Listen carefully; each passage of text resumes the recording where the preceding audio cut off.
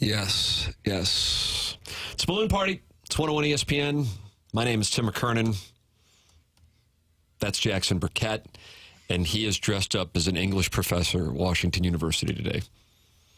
I personally like the look, but I just don't know how it's going to play for those watching on YouTube. Yesterday, you wore a cardigan, which I think is a wonderful look. Mm-hmm. I think it's a sharp look. You noted on the podcast we do, the Tim McKernan Show, that it's a look a young tyke could sport, a high schooler could sport, a gentleman in his 20s, such as yourself, could sport, a 30-something, 40-something, 50-something, 60-something, 70-something, 80-something, 90-something. Somebody who's 105 could wear a cardigan. It's all inclusive. Mm-hmm. And yet, we were chastised while recording our matinee edition of Questions from the Audience on the Tim McKernan Show podcast. And the gentleman voiced this query: why is there a virgin wearing a shawl? Now, we frowned on that. We also titled the podcast that after we saw it. And today, I hadn't seen you, even though we've just done a show together for 3 hours. You're in your Horton Watkins studios. And I walked in and I go, oh boy, because I know what's waiting for you. And part of me now thinks you're just trying to provoke the audience. That's what I think. I think I look good. It's a little like 90s grunge meets Bond villain. And I kind of like that crossover. Oh, interesting. I see that. Like dudes with drool stains on their damn T-shirts are the ones like, Jackson, you look like an idiot. Like, I don't like nice. Whatever. I'm not like bragging. I like my clothes, so I put them on. I feel good in them. What did Coach Prime say? Look good, play good, get paid good. Nice. I use that. So if I feel good in my clothes and it gives me confidence, the hell do you say otherwise? Wow. Losers. Ah! Just kidding. All love. I don't know about that. Whatever. What are you going to do? 314-399-9646 is how you can text into this program. It's the Air Comfort Service text line. You can watch it on the Air Alliance team studio cameras. That's on the YouTube channel. And plenty of people are engaged already in that YouTube chat. You can partake as well. This is big today because we have a Thursday thoroughfare. That's right. I'm anxious to hear what the lead is. I mean, where do you go? Well, Tim, the lead, I think, is actually somewhat obvious because a major moment happened yesterday around 4:55, 5 o'clock. I think it was earlier than that, but yeah, ballpark, 4 o'clock hour, Central. Yeah, and that, of course, is that Nick Saban is shutting her down, Tim. Isn't it amazing that in 24 hours, Pete Carroll, Bill Belichick, and Nick Saban all parting ways in one way or the other? And you feel, and I think many would actually agree.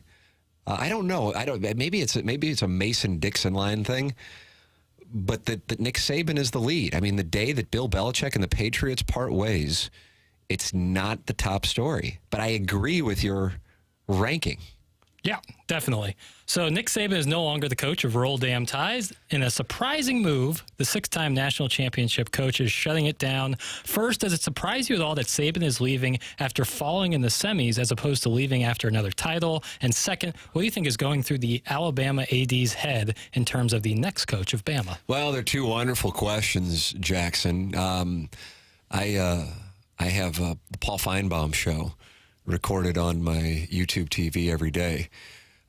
And so I was out at our sponsor, matter of fact, Munganess St. Louis Acura, when it happened, and immediately like, I got to go home and I got to see what happened on Feinbaum. And the first 2 or 3 hours of the show, he was just doing the normal thing where he was taking callers who may or may not be playing characters. And then all of a sudden they get that report, and you would have thought it was like, it was like the biggest breaking news that's ever happened on that show, I would imagine. I mean, Nick Saban on the Paul Feinbaum show. And I don't think spent as much time at that time. At the same time, I'm not sure if the report was out, but there is a report that when he addressed his team, that he talked about his own health. That health factored in addition to the fact that he's 72 years old. Right. But health factor. I don't feel like that's getting that much attention. I was unaware of it till you just said it. Oh, really? Okay. Friend that. of the show, John Talty, tweeted that report out. That's interesting. Yeah. That's interesting. And Talty wrote a book with Nick Saban. It was a bestseller here within the last couple of years. So therefore, if that is indeed the case, and again, this is somebody who wrote a book with him, I give it a great deal of credibility because you were going to find a lot of non-credible reporting on the Alabama coaching situation and the dominoes that are about to fall in coaching across the board, with both the Saban replacement most likely being a head coach somewhere at this point. It's not a done deal that that's the way, but it certainly could be. And then you'll have a domino effect by who goes there and so on and so forth. And then the domino effects of Belichick now out in New England and Carroll out in Seattle and so on and so forth. And you could see college and pros cross there with Kalen DeBoer going to the Seahawks, if that's the direction they want to go. So with that all established, the health then takes the how you exited out of the equation. I thought one of the things that I kind of feel like in a way is spin is, well, I mean, he did go out on top because he won the SEC and beat Georgia and beat Kirby Smart, who is the heir to his throne in the SEC. I don't necessarily see it that way, but again, if health is the reason, or the primary reason anyway, along with the fact that he's 72, then you don't have the choice of going out on, the Michael Jordan, right, John Elway, what Tony La Russa had before going back to the White Sox. I bet if you asked Saban, did you go out on top, he would say no. Right. The SEC championship is not. But at the same time, I really do, and we were saying this during the season. I don't want to say we. I think you may have as well, and I know a number of people around college football. When you lose by double digits at home to a very good Texas team, it's not like I lost to a bad team, but a very good Texas team, and then had the problems they were having the following week against a nondescript South Florida team, and had to fight to win that, and you're benching Jalen Milroe, and then you get to overtime against the eventual national champions in the college football playoff, and you beat Georgia that year, that's a hell of a coaching job. And that's why I thought there was a chance he could be coach of the year, because of the fact that he took a team that was despondent in early September and got them to where they did. And had they won in overtime, I think there's a very good chance that they beat Washington. I just think when it's all said and done, I don't think that, I maybe put it this way, Alabama might have been the 4 seed, but this wasn't your standard Cincinnati or TCU 4 seed, is why, if TCU was the 4 seed last year. Anyway, Jackson, I think they were the 3 seed. How they're feeling in Tuscaloosa, you asked? They said also in this John Talty report that they told the players they will have a new head coach in 72 hours. Mm-hmm. So therefore, I would imagine they have a very short list. Yeah, would agree. The name Dan Lanning in Oregon is the one. When people say it's being reported, I don't really know if it's being reported. I guess it was because there was a local television anchor in Eugene, Oregon, who said he used to work in Tuscaloosa and he knows that Dan Lanning is in Tuscaloosa. This was said on their newscast last night. But then 24/7 Sports came out and said that is not true in capital letters. And the Gabe DeArmond, I guess, of Oregon said he is not in Tuscaloosa. That is not the case. We do have some kind of compare and contrast situation with Dan Lanning because his name was immediately mentioned when Jimbo Fisher was fired at Texas A&M. And he very quickly said, I am not going to College Station. So will we hear from Dan Lanning today? Would it make sense? He's only 37. How about that? But he was an assistant GA at Alabama in 2015, and he was on Kirby Smart's staff before going to Oregon, so he has SEC ties. A guy who won the Coach of the Year in Kalen DeBoer at Washington has never coached in the SEC. I don't know how much that would factor in. Do they value that, even if he is on this superstar trajectory? Of course, Lane Kiffin is considered the second most likely by the gambling odds. Yep. So if I got the field and you got those 3, would you feel good about your spot that it would be Lanning, Kiffin, or DeBoer? Man, that's tough because. And then I get the field. I would feel, as confident as one can be with a gamble. Having said that, this is a job that it's not like you're taking over for the legend, the King of Kings. Like, you are taking over. Right. For it's like, who's going to do balloon party? Perfect comparison. Thank you. Because I feel like, in a way, I was debating whether or not if that would come off as arrogant. Like, you're talking about Lane Kiffin, who's obviously he's a young guy and has been around the block a few times, but has found seemingly a happy home in Oxford, Mississippi. Dan Lanning and Kalen DeBoer, who might as well be mayors of their individual college towns and are beloved. And you're going to go into an environment where nothing short of absolute greatness, meaning a championship, is expected year in and year out. And if you can't provide that, you are taking a big step back in your career after making the biggest leap forward you could possibly make. It's a dangerous play. You're getting paid real good, whether you're in Seattle or Eugene or Oxford. I'd actually think I'd be more confident with the field.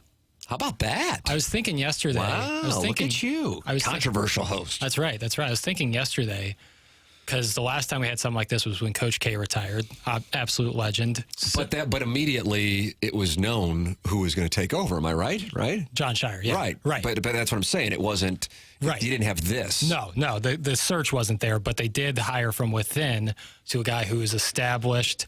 I'm not saying that that's what Alabama's going to do. They won't, because the day before, Kevin Steele, their defensive coordinator, retired at the age of 66, and their offensive coordinator is catching some hell, Tommy Rees, former Notre Dame quarterback. That's right. So you just don't have that on the staff. Right. But do you want someone who's been affiliated with Alabama before, someone the fans already know and have a relationship with? But at another school, but has been in Alabama. Right. Well, the Nick Saban coaching tree is the 21st century version of the Bill Walsh coaching tree. So I'd be curious if they would try to target somebody from that coaching tree. Right, which is why I say Kalen DeBoer might be the guy, even though I don't think he's like a name. Like Lane Kiffin's Q rating is higher than Kalen DeBoer, even though he's taken a team further than Lane Kiffin ever has.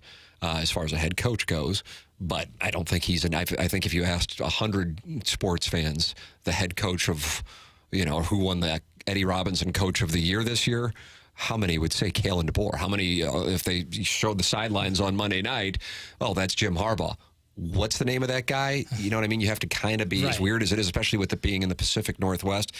One thing to think about if you are these guys, I think the comfort level of being Dan Lanning in Oregon. He's only 37, as I made reference to earlier, but it's got to be super high. You don't have the pressure that you have in Tuscaloosa. Same for Kalen DeBoer. And same for Lane Kiffin, actually. I mean, the Ole Miss expectations, they're in the SEC, but they're not Alabama expectations, nor are they Georgia expectations or even Tennessee expectations, I think, which may be unfounded, but I think that's reality at the moment. And certainly we've seen what's going on in College Station. But here are your recent Coach of the Year winners, the Eddie Robinson Coach of the Year. This year it was Kalen DeBoer, as I made reference to. Sonny Dykes last year, TCU head coach, went under 500 this year and is probably under pressure to right the ship this year. Otherwise, he could be in trouble. And he was just the Coach of the Year 13 months ago. Luke Fickell, he was oh my God, is he going to take over for Brian Kelly? He can go anywhere. He had a kind of a whatever season in Madison this year. Jamie Chadwell in 2020 had to have an asterisk. He was at Coastal Carolina. He's now at Liberty.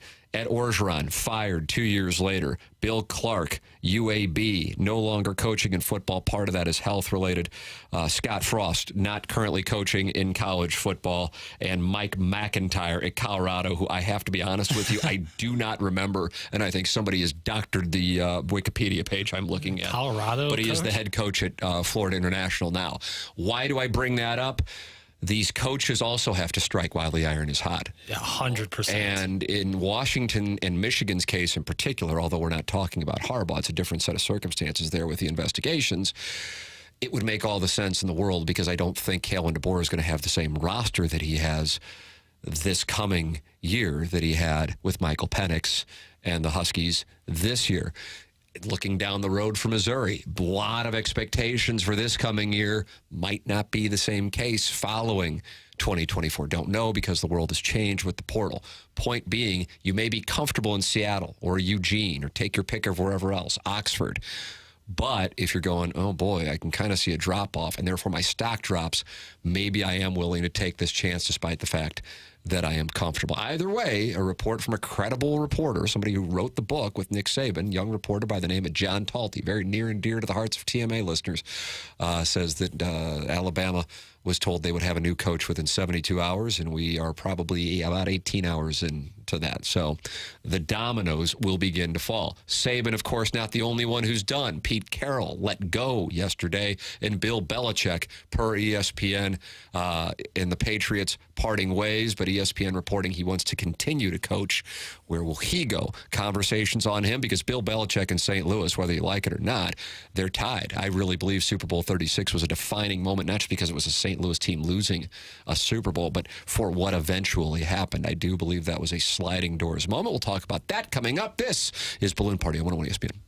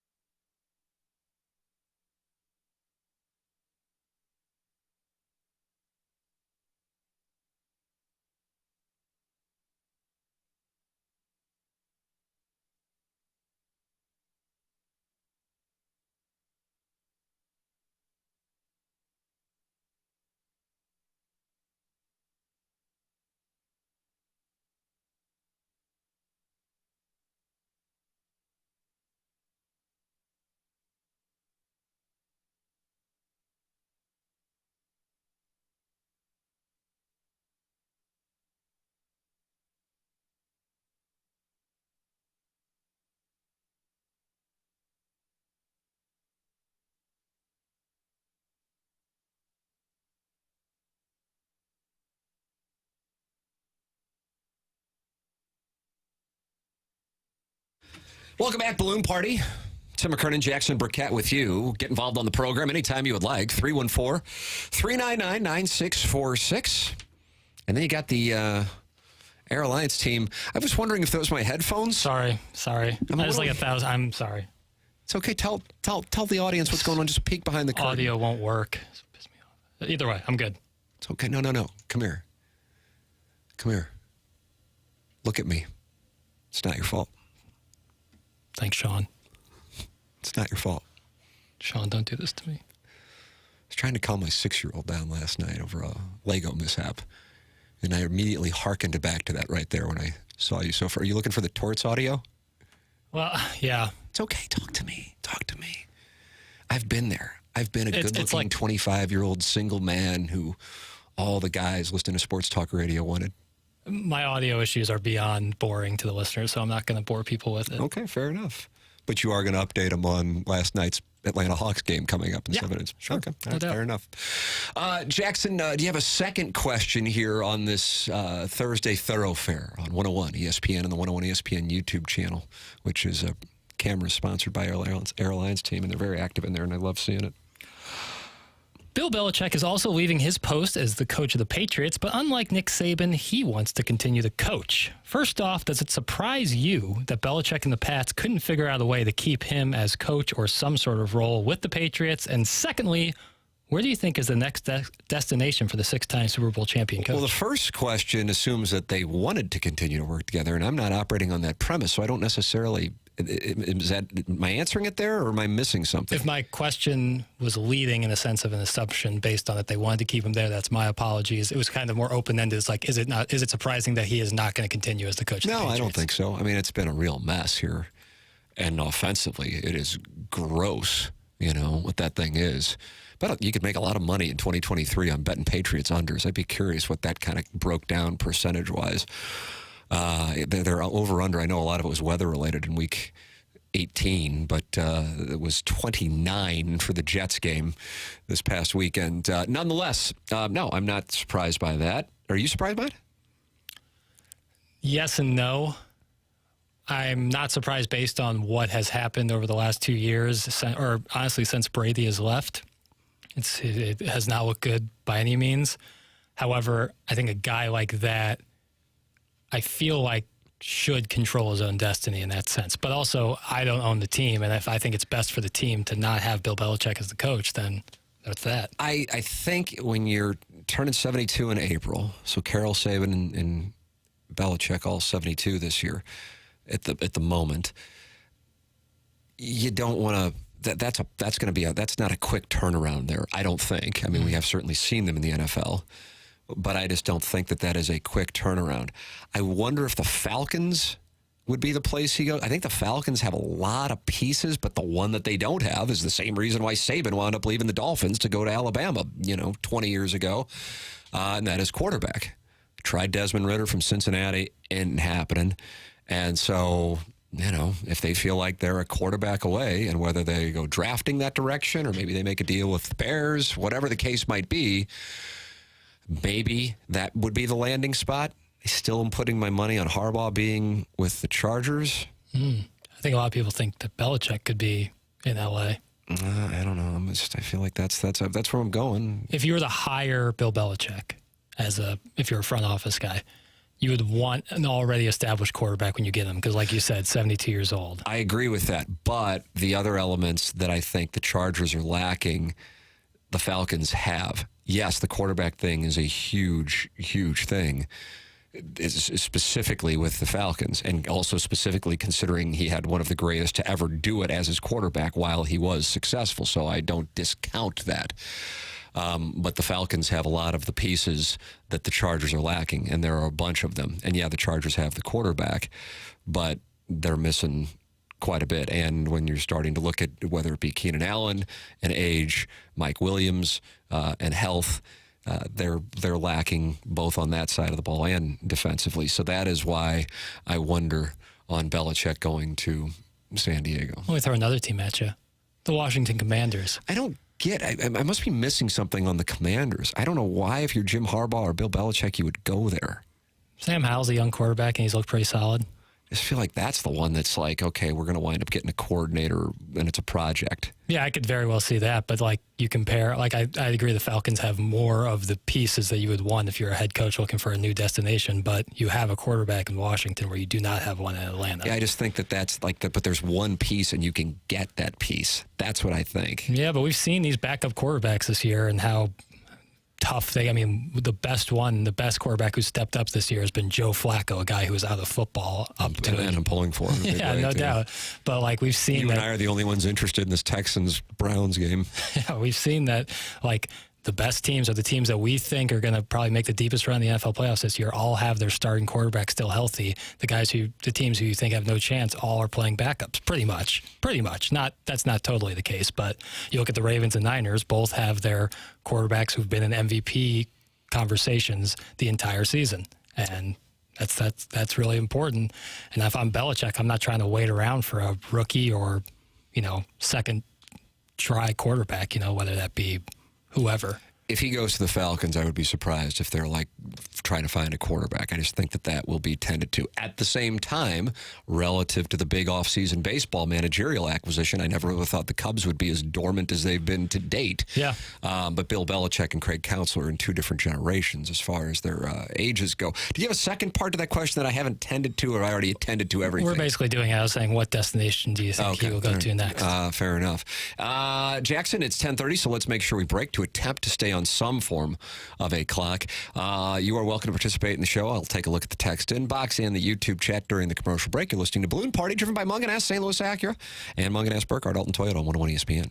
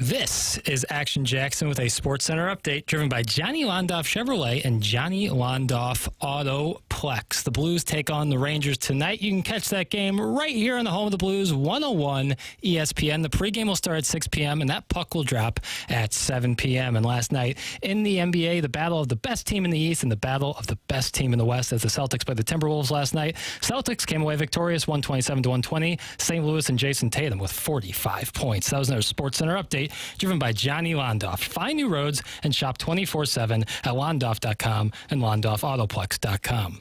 Are you kidding me?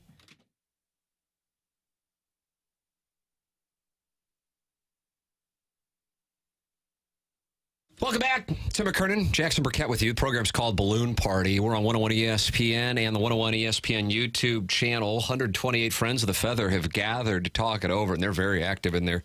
Jackson, you see Tiny Peepee's talking with Bishan about sports and droid effects, along with Eric Nickens. It's about time those guys hooked up. And do you pronounce it Japple or J-Apple? Let's go J Apple. Okay, fair enough. They're talking along with Deep Voice Dude. So they're in there and they're talking it over. You can do the same thing. YouTube.com, 101 ESPN channel. Jackson, do you have another question on this Thursday thoroughfare? First half, all about Nick Saban, Bill Belichick, Pete Carroll. What do we got now? What are you doing now? What's next? The Kevin Hayes situation is very interesting and another byproduct of the social media age. Does the misreporting around this story strike you as more of a reflection of social media, making it easy to attack a guy despite proper information, or more of a reflection on Philly media and Philly sports fans? Way more the former. I don't view it as a Philadelphia thing. For those not familiar with it, Kevin Hayes, per a podcast that was a fan podcast, but then the Flyers have taken it over. Jeremy Rutherford told us yesterday on TMA. And they reported that Kevin Hayes, according to multiple sources, was the one responsible for their 5th overall pick, wanting to get out of Philadelphia. And they did just trade him a couple of nights ago to Anaheim. And John Tortorella, who is their coach, and you call him Torts when you do your hockey podcast. That's right. Last night, following a win by the Flyers, by the way, in a shootout over L'Habitant, 3-2, your final with that shootout. So it's not like he was in a bad place. Listen to this. I just thought this was wonderful. Is the guy here? The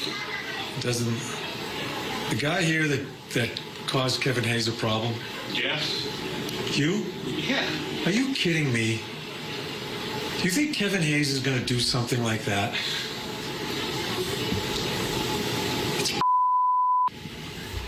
Any last questions? Person letting the first two buy him. It pisses me off that you guys throw that around and affect someone's life. Kevin Hayes and I had a problem. We couldn't come to an agreement how to play. That's a good man. That's a good man. And what you said is going to stay with him. That's what you guys don't understand. You say something, and you're going to sit there and say you have the right sources. I call. Go ahead. I'm sorry. Oh, I love that. I absolutely love that. I asked Jeremy Rutherford about this on TMA yesterday because Kevin Hayes went off, but understandably so, for about 4 minutes Tuesday before the Blues played the Panthers at the morning skate. And he was asked about this report, I guess you're going to call it that. I mean, I don't know what's really a report and what's not anymore. It's like and I'm not trying to, maybe the guy on the Eugene local TV station really does know that Dan Lanning was in Tuscaloosa. Maybe he does. It's just what is a report because of the ability just to spew something and not be accountable. You don't know what is real and what's not. But Kevin Hayes, Jeremy Rutherford said he usually, with any athlete, the athletes are kind of trained for the most part, at least until you get to a point where you have so much money and you got cachet and equity that you can say whatever you want. In other words, the better interviews are usually the guy who are in their final few years because they can. Kevin Hayes, he said, usually I look down, I get an answer, and it's 15 seconds. I asked him the question about the situation in Philadelphia, and I looked down, and 3 minutes and 58 seconds later, he stopped talking. He was so fired up about it. He was getting death threats. He had a brother who passed away, and Flyer fans were contacting him and bringing that up and celebrating it. He was furious. So here's John Tortorella, who he acknowledges, it's not like he and Kevin Hayes were close. They just had a disagreement on the way to go about it. And I love that he called that out. I love it. I just think if you won't like crap being spewed that's not true, you got to call attention to it. And so good for him. I was a big fan of that. I don't think that's a Philadelphia thing. I think that's a current state of basically anybody being able to, grab a microphone, and even if they don't bring in $1 to the podcast or their blog or whatever the hell it is, or Twitter, Instagram, TikTok, and now all of a sudden it's like, oh, they're denying it. There must be something there. Well, what are you supposed to do if it's not true? Yeah. Right. Anyway, what are your thoughts, Jackson? This is my hot, but this is my... Oh, I know. Yeah, it's you have to, nowadays more so than ever because of how quickly information gets spread around. It's not like the days in the newspaper where in the morning people would get the news and find out. We literally all found out Nick Saban was retiring at the same time within minutes of each other. It's how fast information spreads. If you're spreading something that isn't true or half true or could lead to somebody getting the ire of social media, people, again, anonymous usually, DMing somebody who they would never say it to their face, but it's still just as dangerous and scary. You can say grow thicker skin. No. You ever had that come into your DM and you tell me how thick your skin is?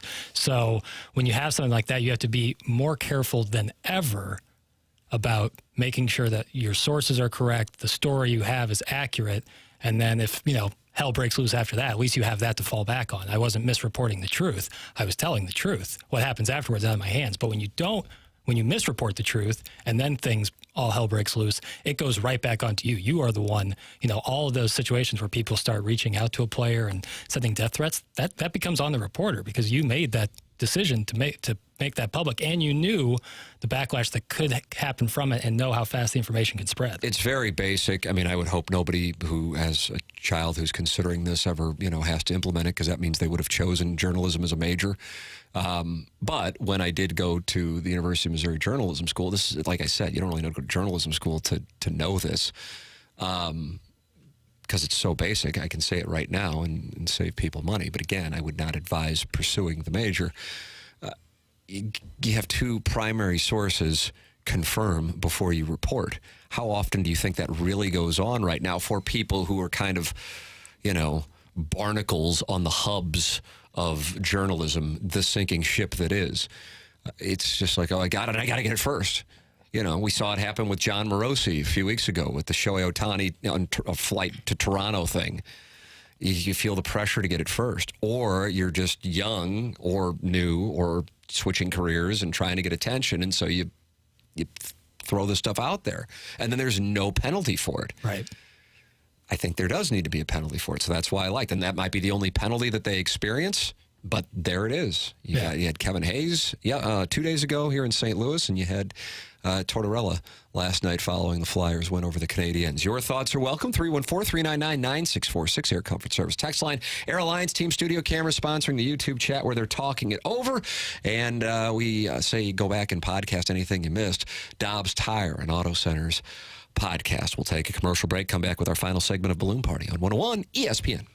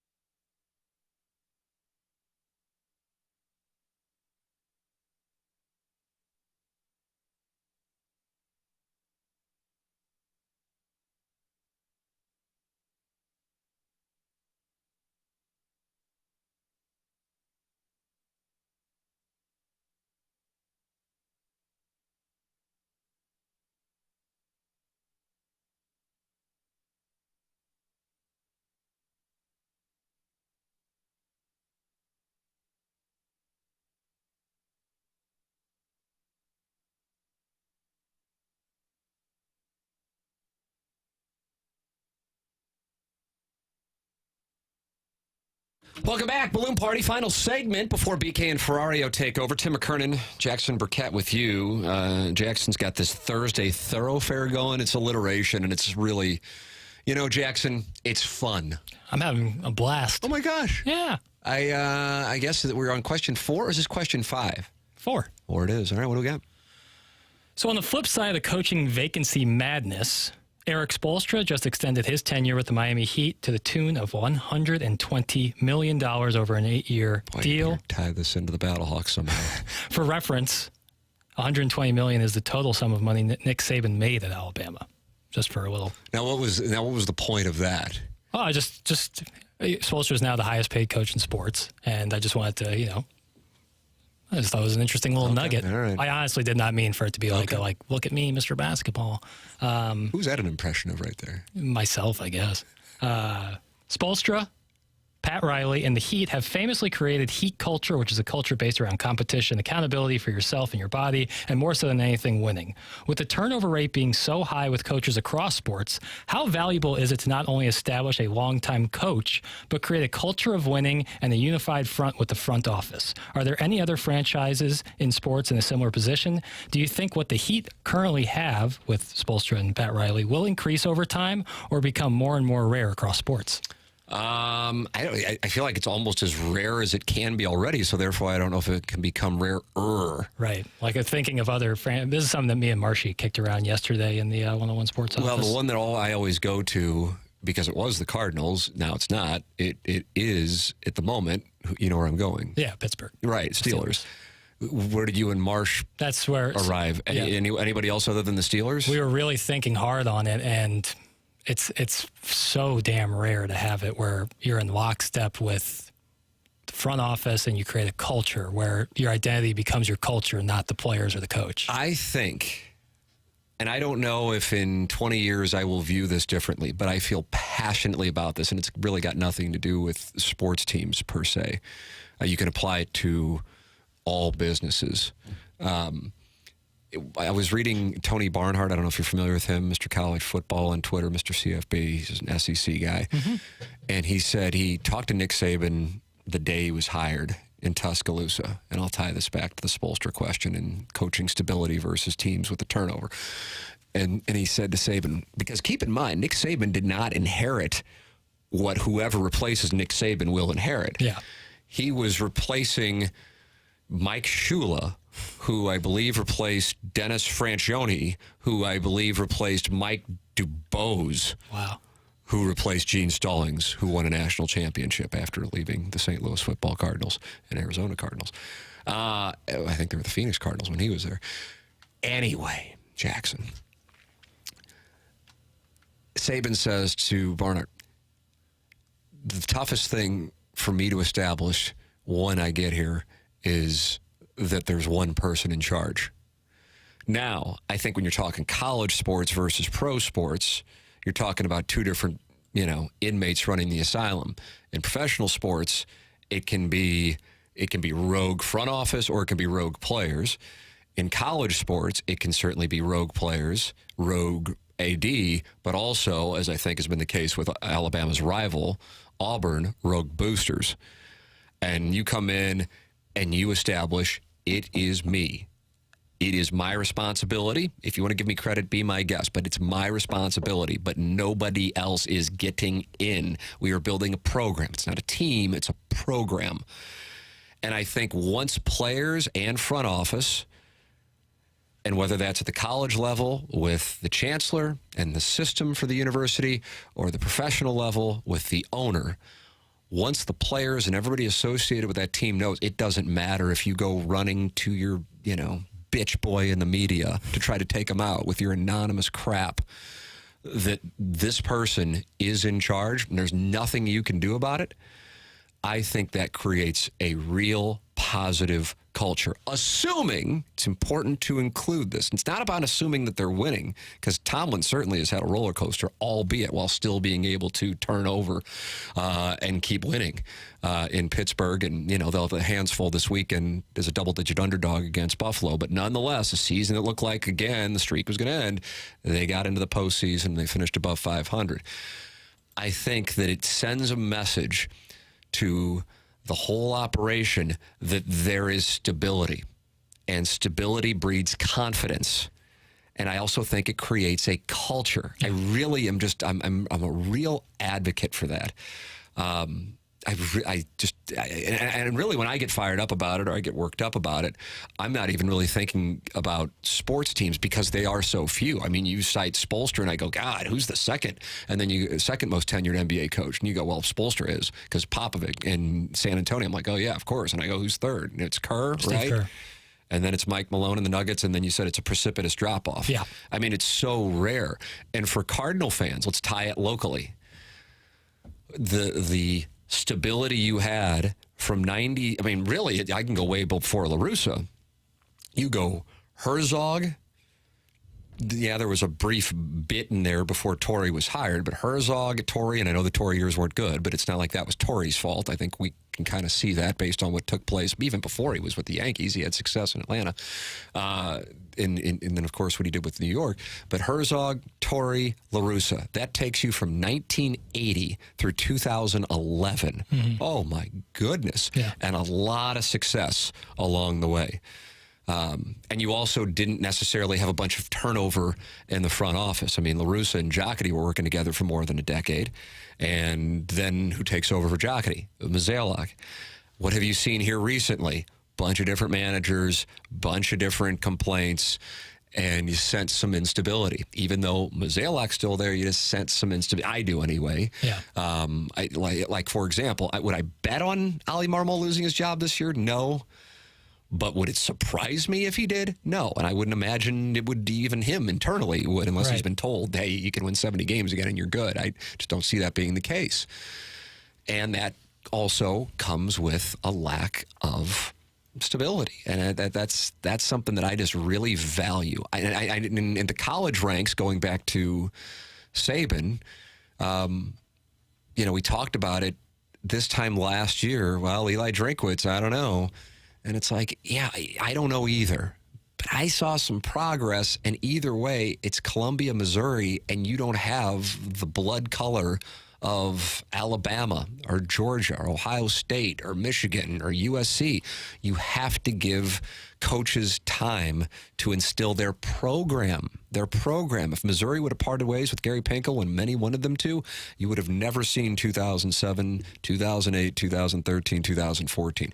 And I feel strongly about teams turning over coaches way too quickly. Now, on the other side of it, what have we seen here locally with the Blues? I realize they're coming off a bad loss Tuesday, but you saw a team going into that loss against Florida that was 7-3 with Drew Bannister. And you saw a Minnesota team that, before their injuries, experienced a surge after terminating Dean Evison. Same thing with the Edmonton Oilers, going, oh my God, here's a team that's picked to win the Stanley Cup, and they're in a spot where they're firing their coach a couple weeks in, and then they get a boost.